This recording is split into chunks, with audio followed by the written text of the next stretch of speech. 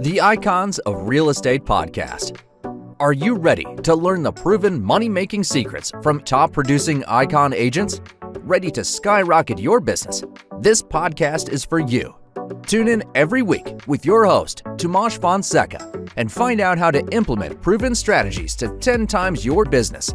From $3 million to $30 million in just 12 months. Brought to you by the Masters in Real Estate Marketing, Arter SEO. Welcome to another episode of the Icons of Real Estate podcast, where we highlight top professionals who are making waves in the industry. I'm your host, Karen Roberts. And today we're joined by Tim Hernandez with more than 15 years in real estate. Tim specializes in seamless transactions, leveraging his construction and renovation expertise to guide buyers, sellers, and also investors. And he's an EXP agent, so he's a trusted resort in the Rock Island area, and he's known for top-tier service and market insight. So welcome to the show, Tim. Thank you, Karen. Thank you for having me. I'm excited to be here. So first of all, let's just start with your journey. What inspired you to even go into the business of real estate? So long story short, in 2007, I started picking up some foreclosure properties from the foreclosure market, flipped them, renovated them, got into selling them for sale by owner. And then when I realized I was selling myself short, looked at getting my license and got my license within like 4 to 5 months, pretty quick, because I applied it. I just wanted to get it. And I got my license originally to help me buy and sell my own properties. But when I got my license, then people start coming to me for, hey, I want to do that. I want to do what you're doing. I want to get involved in some investment properties. Hey, my kid wants to buy a home. We're looking to sell our home and buy a new home. So I had no intentions of doing the business full time, full blown, but it drew me in because it was fun and I liked it and it was exciting. And so then it took off. Wow. So you actually went from the other way round. You know, a lot of people get into real estate and then they become an investor. You've come into it backwards. And so you were. And what it allows me is I can go into a home when I have 30 years of estimating experience, and I can go home into a house and see what it's going to cost to renovate it and rehab it for an investor, for a first-time home buyer. And I'm pretty close on those numbers. I've been doing it for a long time. And so that's the little added value I have. And I think that helps a lot of investors because I do help a lot of investors. Well, of course, that skill and that knowledge is going to put you ahead of the game. And how would you say that the whole business for you, or how has your journey evolved over the past 15 years? So, I think the past 6 years, I've really learned a lot on the aspects of buying and selling as an agent for clients. So I've learned that there's going to be ups and downs. It's just, you got to write them out and you got to have that open dialogue and communicate, answer the phone, and just develop that relationship. And it's just allowed me to then be successful per se with my clients. So what I heard from you there, the three things: communication, and being available. Yep. Secondly, is you've got to be. You've got the information already. You're ahead of the game because your background in construction and renovation, I suppose, gives you that unique advantage. And specifically, somebody coming in to buy or sell now, like you said, you can help with new homeowners.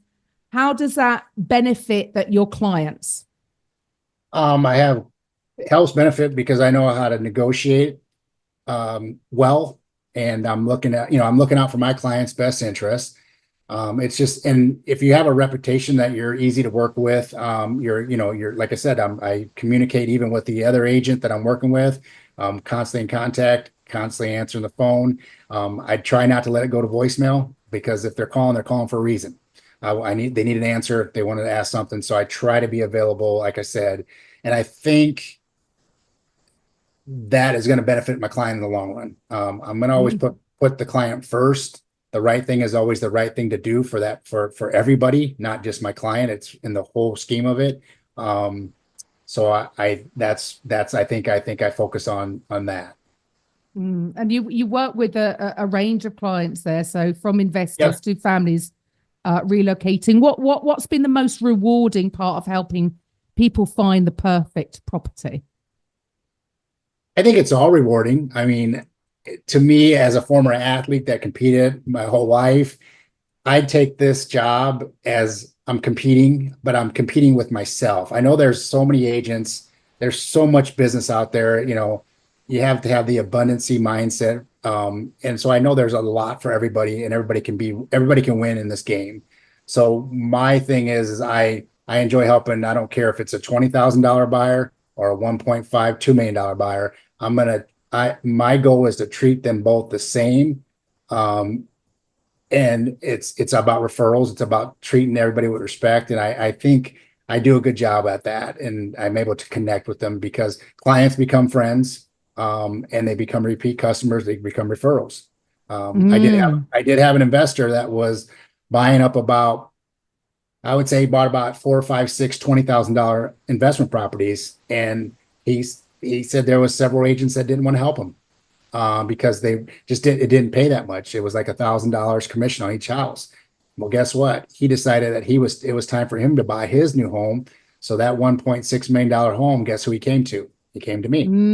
So there you go. So again, building relationships. Yes. And you don't, if you treat everybody the same, you don't know what's going to come next. And I suppose that is maybe the downside of many people's perception about realtors, is that it's too transactional. So like you said, many wouldn't even take that job on because it was perceived as below them, not enough commission. And then actually, well, you've shown that actually treating those with the same amount of respect that you would somebody purchasing a larger home, that it comes back round in the end. Correct. And I don't believe in chasing the money.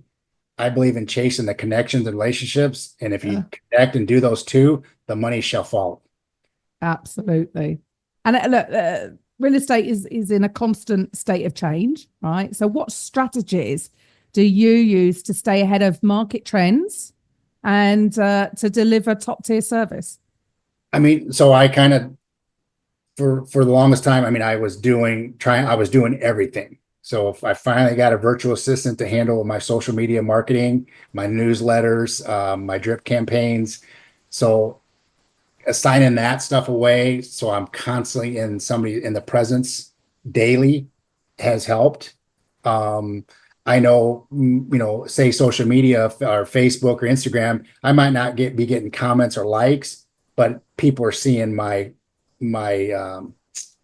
stuff, my content, and I try to have them keep it short and sweet, some little quick hitters, something to catch the eye.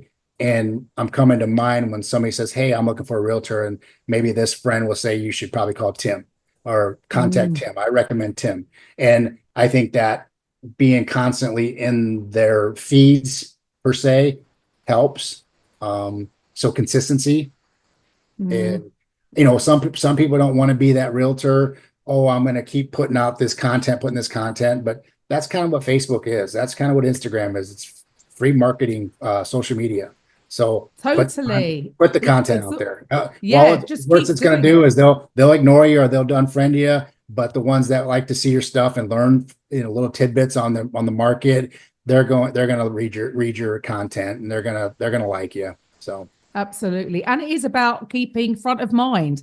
So as long as you keep putting out content, it's showing that you mean business, right? Correct. So not shying away from that. So that's what you're saying. Any other sort of insights that you can give to maybe newbies that are coming into the arena? I mean, newbies, I would definitely reach out to everybody in your contact list and just tell them, "Hey, I'm now doing real estate. Now I'm looking to earn your business. What can I do? Who do you know? If it's not you, who do you know is going to be buying or selling that needs my help?" And don't be afraid to go to more senior people and ask for help. There's with the thing with I like about EXP, there's mentorship. When I first came in, I didn't know how to do some of the forms and some of the rules of marketing, and my mentor helped me. Make sure you're doing this, make sure you're doing that, and didn't do it for me, but make sure I knew how to do it so I could learn myself and be proficient in it. So as a newbie agent, I would definitely seek advice from others that have more experience. I mean, just because somebody has 30 years of experience, they might not know how to do computer stuff, but just, I always say I like to stay in my lane. I'm going to control what I can control, and I can only control me. So I'm not afraid to ask for help, and because you're not going to know it. I'm learning things still to this day.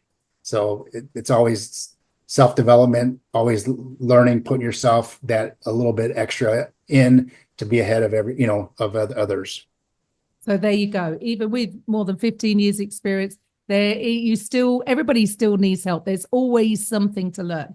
Correct. So look, finally, Tim, because here at Icons, we're not just a podcast. We're passionate about making podcasting accessible to everybody involved in the business of real estate. And we are the #1 real estate podcast network. So, Tim, if you were to have your own podcast, what do you think you'd call it? What would I call it? If I had my own podcast, I'd probably call it Explore the Quad Cities with Tim, because I cover the Quad Cities. The Quad Cities is basically five areas on the Eastern Iowa, Western Illinois. So we have it's called the Quad Cities, even though the quad means 4, but we have like 5 or 6 communities. So I would call it Explore the QC with Tim. Awesome. Perfect. And so if anybody is looking to buy or sell in Iowa, or, are you looking to recruit agents as well with EXP? Yeah, sure. Yeah, I mean, I do have agents I've recruited and mentored, and they're doing well and they love it, and always looking to add agents. And maybe this coming year I may start a team, but for the whole time I've been with EXP for 5 years now, I've been a solo agent and been successful with it. And but maybe it's time to branch out a little bit and grow a little bit more. And so how would they reach you? How would they reach out to you? Where do they find you, Tim? They can I'm on Facebook. They can check me out on my give me a call at 563-508-7221. My Instagram is Tim Hernandez _ QC Realtor. Those are a couple avenues to get a hold of me. Fantastic. And we will have his details in the show notes. So look back to those. So look, how were things? Everybody said last year was a little bit weird, but for there in Iowa, maybe things were different. How were they for you? How many transactions did you do last year compared to the year before? I mean, so I do cover Eastern Iowa and Western Illinois. So I'm licensed in 2 states. So we're on the border of a river. So it's 2 states. But my year runs 11/1 to 10/31. So that's what I track the numbers from there.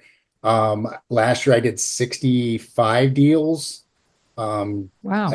Probably 11 million, somewhere in there. But it was supposed to be a bad year, but it was a good year. I mean, I did 765 or 670 the year before. So I'm on track to the same number. I'm on track this year with the same number. I usually do 5 to 6 transactions a month, which is great, and I have capacity for more, but it's busy, but I'm able to do it. It is. Well, you've done incredibly well, because a lot of people I speak to say, yeah, last year was horrendous. So what's next then for Tim? What are your goals for this year? I always have a goal, and my goal for this year is to have one more transaction than last year. Meet one more new person a week.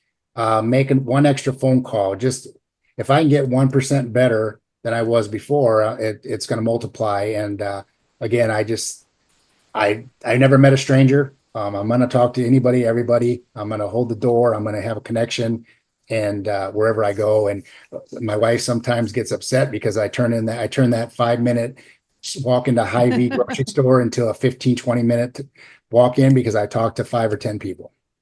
Yeah, but it's working, right? It's working. Right. There's not many out there doing that kind of, that amount of transactions. So look, Tim, thank you for taking your time out today, for speaking with me. And to the listeners, I will be back next time with the Icons of Real Estate. Bye for now.